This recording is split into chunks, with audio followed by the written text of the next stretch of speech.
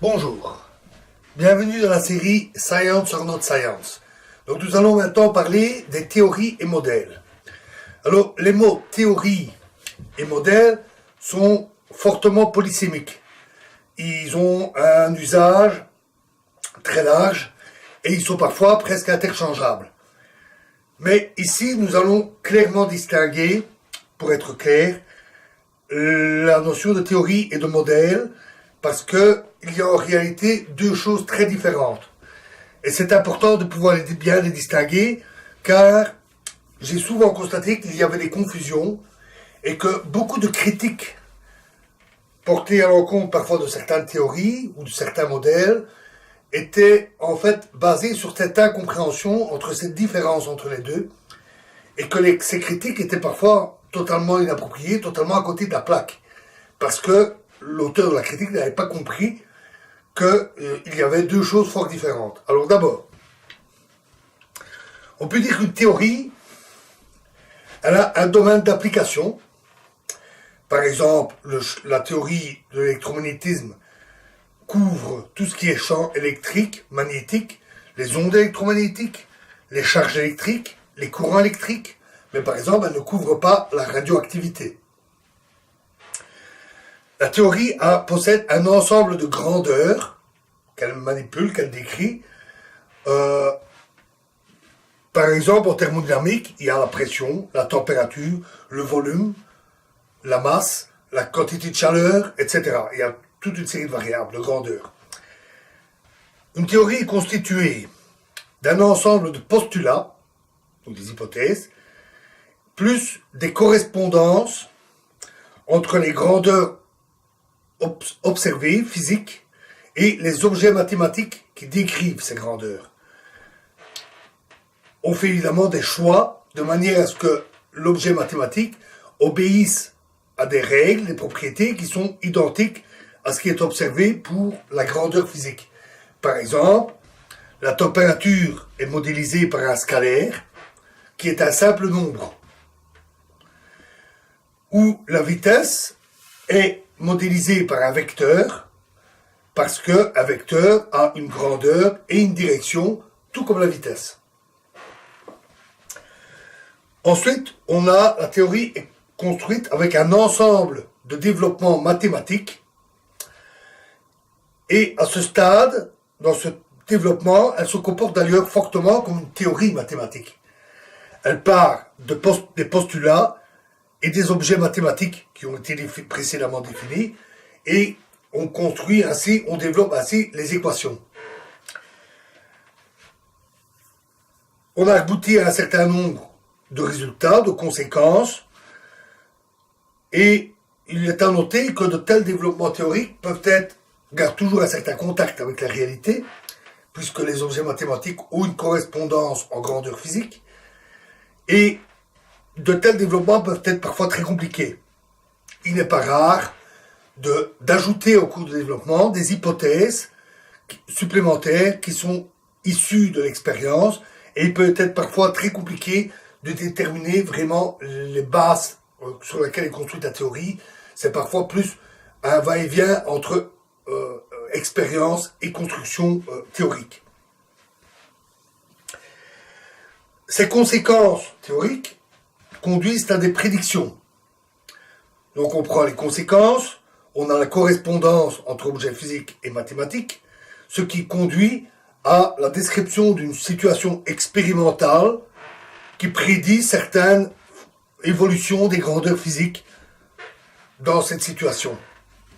Par exemple, la théorie de l'électromagnétisme, élaborée par Maxwell, a conduit à l'existence théorique des ondes électromagnétiques. Et ceci fut vérifié par Hertz par des expériences en laboratoire. Et cela, bien entendu, conduit aussi à de très nombreuses applications dont les radiotélécommunications ne sont pas des moindres. Une caractéristique des théories, c'est qu'on essaie toujours d'avoir le domaine le plus large possible. Alors, il ne suffit pas de construire une théorie ayant un large domaine. Les expériences qui valident les conséquences de la théorie vont aussi préciser ce domaine dans lequel la théorie est valide, et on l'appelle domaine de validité. Par exemple, la théorie de Newton de la dynamique, de la mécanique, s'applique en principe pour toute vitesse, mais l'expérience a montré que la théorie n'était valable qu'à condition d'avoir des vitesses qui sont petites devant la vitesse de la lumière. La théorie contient également des paramètres libres. Ce sont des paramètres ajustables qui sont inclus dans le formalisme théorique et qui ne sont pas calculables, que la théorie ne peut pas calculer, prédire, mais qui doivent être mesurés et qui correspondent donc à des grandeurs physiques. Et on essaie toujours d'avoir le minimum de paramètres libres, d'avoir le moins possible, pour que la théorie puisse expliquer le maximum de choses. Enfin, on appelle théorie unifiée une théorie unique qui regroupe plusieurs théories dans un formalisme mathématique unique, plus simple, plus compact, plus élégant. Par exemple, la théorie de l'électromagnétisme de Maxwell a permis de réunir les théories sur l'électricité et sur le magnétisme. Voilà pour une théorie. Alors, un modèle, lui, ne s'applique pas à un domaine, mais plutôt à un objet physique, un système bien précis, ou une classe de tel système. Par exemple, un modèle d'une étoile, ou d'un ensemble d'étoiles, ou des modèles de galaxies, des modèles de l'univers, pris dans sa globalité, ou un modèle d'un matériau physique, ou un modèle du climat, un modèle d'une machine, ou un modèle décrivant une centrale hydroélectrique ou une centrale nucléaire. Le modèle va utiliser les théories dont nous venons de parler et qui sont adaptées au système considéré. Parfois, beaucoup de théories peuvent devoir être appliquées. Par exemple, si on modélise une étoile, il y intervient la gravitation, l'électromagnétisme, la physique atomique, la physique nucléaire, la mécanique des fluides, la thermodynamique. Ça fait beaucoup de choses. Une étoile, c'est très complexe. Et dans la construction d'un modèle, on ne recherche pas spécialement la simplicité. Ce qu'on veut avoir, c'est la description qui colle le mieux au système qui est étudié. Donc on ne cherche pas à le simplifier à outrance. Mais on peut y être contraint si cela conduit à des calculs qui sont trop volumineux ou trop gourmands en tant que calcul et qu'on ne sait pas mener. C'est souvent le cas lorsqu'on modélise des systèmes complexes à 3 dimensions. Dans ce cas-là, on doit faire un certain nombre d'approximations. Et là, bon, c'est tout l'art du physicien qui construit des modèles, d'avoir l'expérience et l'intuition qui lui permettent de faire les bonnes approximations. Et quoi qu'il arrive, le résultat, les conséquences de ces approximations devront être vérifiées par l'analyse du modèle et par l'observation du système qui est modélisé. Notons que parfois, dans un modèle, le nombre de variables, c'est-à-dire des grandeurs mathématiques qui représentent des grandeurs physiques, le nombre de variables peut être absolument énorme, colossal. Le modèle contient un certain nombre de contraintes qui sont propres au système physique qui est étudié. Par exemple, si on modélise une planète, on aura des paramètres imposés par la planète, tels que sa taille, sa masse, peut-être sa composition chimique si elle est connue, etc. Il est fréquent justement que des systèmes ne soient pas très bien connus. On a créé le premier modèle de fonctionnement des étoiles pour bien comprendre comment ça marchait à l'intérieur de l'étoile où il est évidemment très difficile d'aller voir. Donc, beaucoup de choses sont inconnues et on va veiller à avoir un maximum de paramètres libres. Voilà une grande différence avec les théories, c'est que ici on essaye d'avoir un maximum de paramètres libres que l'on va pouvoir ajuster, régler, de façon à avoir un modèle dont le fonctionnement théorique correspond à la description du système observé. comme je l'ai dit, le nombre de variables est souvent énorme, et donc il est très fréquent que l'analyse d'un modèle se fasse numériquement sur ordinateur. C'est même probablement le plus fréquent. Cela peut conduire aussi à des analyses manuelles ou à des maquettes, mais c'est moins fréquent. Notons qu'il existe quelques dizaines de théories au stade actuel. Ça n'est pas aussi un peu comment on les délimite, ben disons quelques dizaines. Mais il existe des milliers et même des dizaines de milliers de modèles. Des dizaines de milliers. Parce qu'on modélise des tas de systèmes physiques, des tas d'objets, des tas d'appareils. Et le classement, parfois, peut être un peu délicat. Parfois, on peut se dire, tiens, ce modèle, est-ce que c'est un modèle ou une théorie? Parfois, c'est un peu entre les deux, parce que le nombre de paramètres libres est entre les deux, les constructions sont un peu semblables. Et c'est souvent le cas, par exemple, d'une nouvelle théorie. Parce qu'au départ, on part d'expérience, d'un grand nombre de résultats, et ce que l'on construit, c'est un modèle. Et on va essayer de l'améliorer, d'éliminer les paramètres libres, d'avoir des règles globales cohérentes, d'avoir un minimum de postulats qui permettent de construire une théorie élégante. Ça peut prendre parfois des années, des dizaines d'années. Les théories actuelles ont parfois pris beaucoup de temps pour être élaborées ou pour arriver à maturité.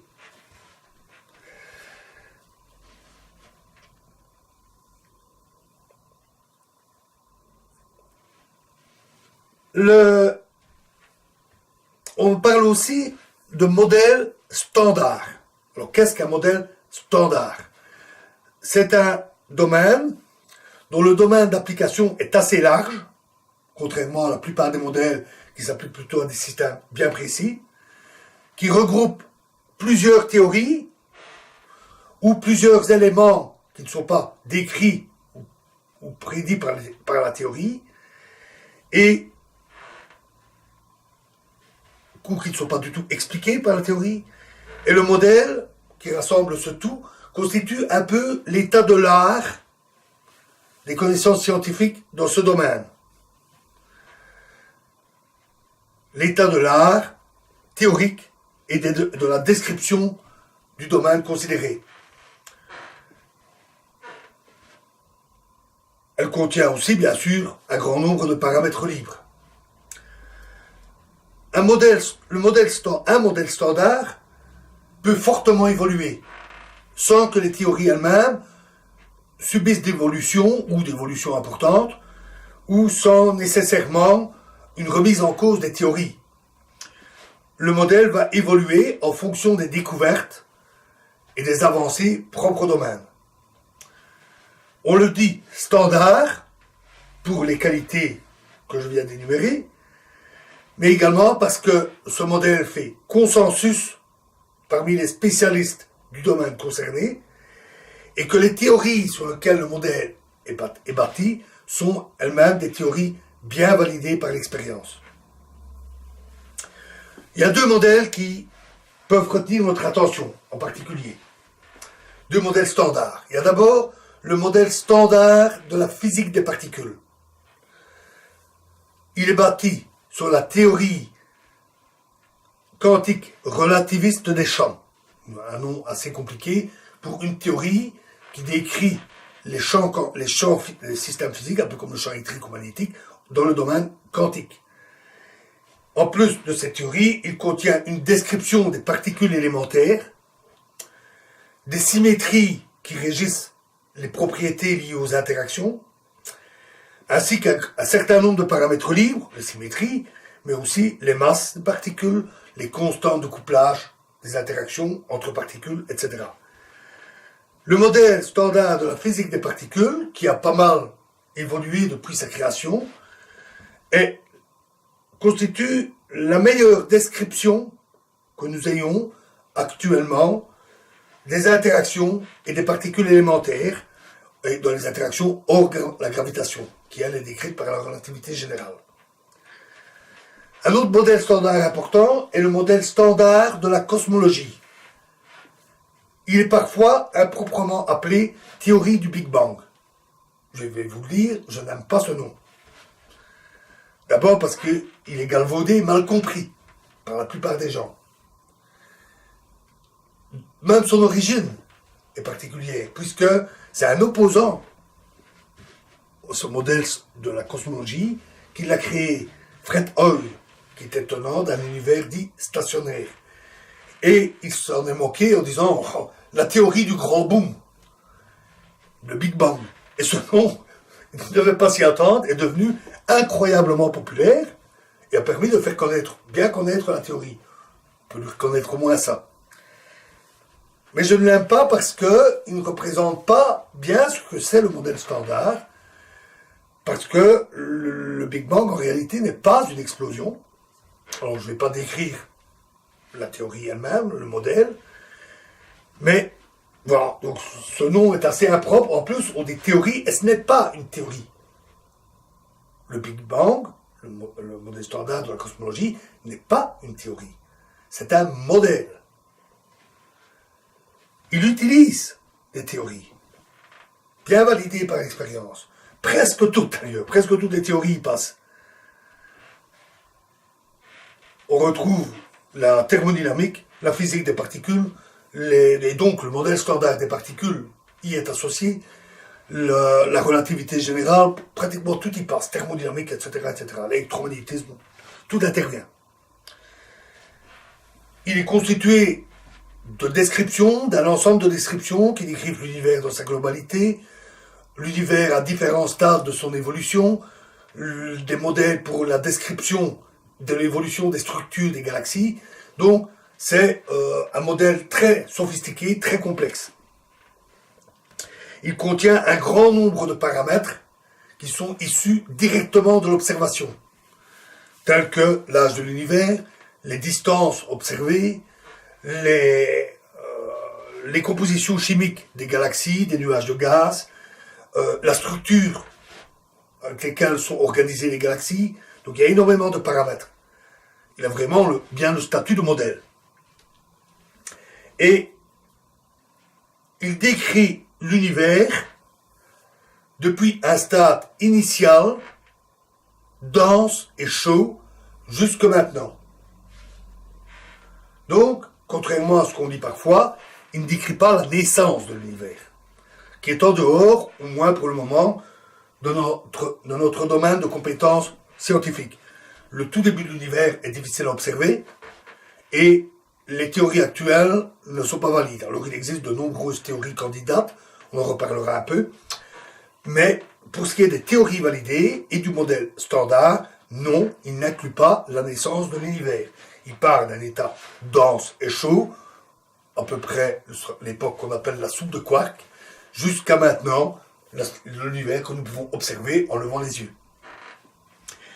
Il est basé sur l'observation, puisqu'il possède un très grand nombre de paramètres qui sont directement issus des données observées, et il constitue là aussi le meilleur modèle, la meilleure description globale que nous ayons de l'univers. Et ce modèle standard de la cosmologie a lui aussi beaucoup évolué au cours du temps, puisque s'il y a bien un domaine où les observations se sont améliorées, c'est celui de l'espace, avec l'observation dans les domaines des ultraviolets, des rayons X, des rayons gamma qui ne pouvaient pas se faire depuis le sol, et qui se font avec des satellites, avec des télescopes de plus en plus grands, et même des ensembles de télescopes qui réunissent leurs données de façon à fonctionner comme un seul et gigantesque télescope. Donc la construction de télescopes spatiaux, comme Hubble, et bientôt son successeur, James Webb. Il y a énormément d'avancées dans les données, dans les observations, et donc dans le modèle standard qui a beaucoup changé au cours du temps. Voilà, donc maintenant, vous ferez bien attention à distinguer ce qui est théorie de modèle. Une théorie se veut de domaine le plus large possible, avec un minimum de paramètres libres, et la plus simple possible. Un modèle décrit des systèmes bien précis, peut être volontairement très complexe, peut contenir volontairement un très grand nombre de paramètres. La théorie décrit le fonctionnement du monde, Le modèle décrit le monde. Ce sont donc des choses différentes.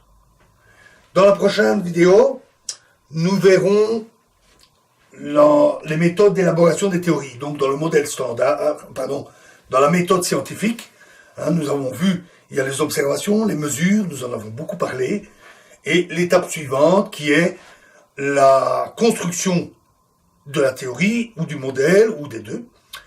Et c'est cette étape d'élaboration dont nous commencerons à discuter. Je vous remercie.